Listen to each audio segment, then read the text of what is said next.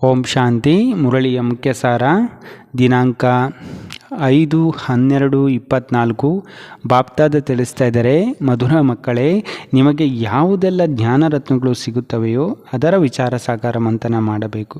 ಜ್ಞಾನ ಮಂಥನದಿಂದಲೇ ಅಮೃತ ಸಿಗುತ್ತದೆ. ಬಾಪ್ತಾದ ಪ್ರಶ್ನೆ ಕೇಳ್ತಾರೆ, 21 ಜನ್ಮಗಳಿಗಾಗಿ ಸಂಪನ್ನರಾಗುವಂಥ ಸಾಧನವೇನು?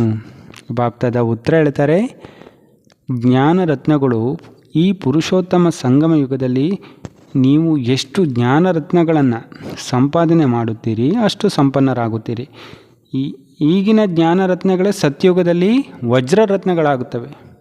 ಯಾವಾಗ ಆತ್ಮವು ಜ್ಞಾನರತ್ನಗಳ ಧಾರಣೆ ಮಾಡುವುದೋ, ಬಾಯಿಯಿಂದ ಜ್ಞಾನರತ್ನಗಳೇ ಹೊರಬರುವುದೋ, ರತ್ನಗಳನ್ನೇ ಕೇಳಿ ಅನ್ಯರಿಗೂ ತಿಳಿಸುವರೋ, ಆಗ ಅವರ ಹರ್ಷಿತ ಚಹರೆಯಿಂದ ತಂದೆಯ ಹೆಸರು ಪ್ರಸಿದ್ಧವಾಗುತ್ತದೆ.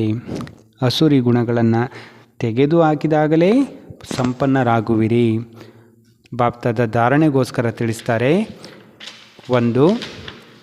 ತಮ್ಮ ಶ್ರೀಮಂತಿಕೆ, ಸ್ಥಾನಮಾನ ಇತ್ಯಾದಿಯ ಅಹಂಕಾರವನ್ನು ಕಳೆಯಬೇಕು.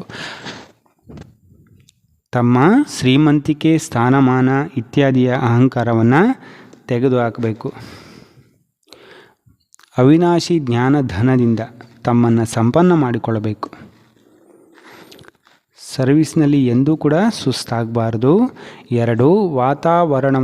ವಾತಾವರಣವನ್ನು ಚೆನ್ನಾಗಿಟ್ಟುಕೊಳ್ಳಲು ಮುಖದಿಂದ ಸದಾ ಜ್ಞಾನರತ್ನಗಳೇ ಹೊರಬರಬೇಕು. ದುಃಖ ಕೊಡುವಂಥ ಮಾತುಗಳು ಬಾಯಿಯಿಂದ ಬರದಂತೆ ಗಮನ ಕೊಡಬೇಕು. ಹರ್ಷಿತ ಮುಖಿಗಳಾಗಬೇಕು. ಬಾಪ್ತಾದ ವರದಾನ ಕೊಡ್ತಾರೆ, ಎಂತಹದೇ ವಾಯುಮಂಡಲದಲ್ಲಿ ಮನಸ್ಸು ಬುದ್ಧಿಯನ್ನು ಸೆಕೆಂಡ್ನಲ್ಲಿ ಏಕಾಗ್ರ ಮಾಡುವಂತಹ ಸರ್ವಶಕ್ತಿ ಸಂಪನ್ನರಾಗಿರಿ.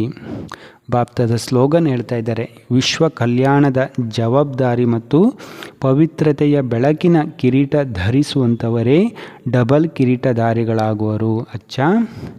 ಓಂ ಶಾಂತಿ.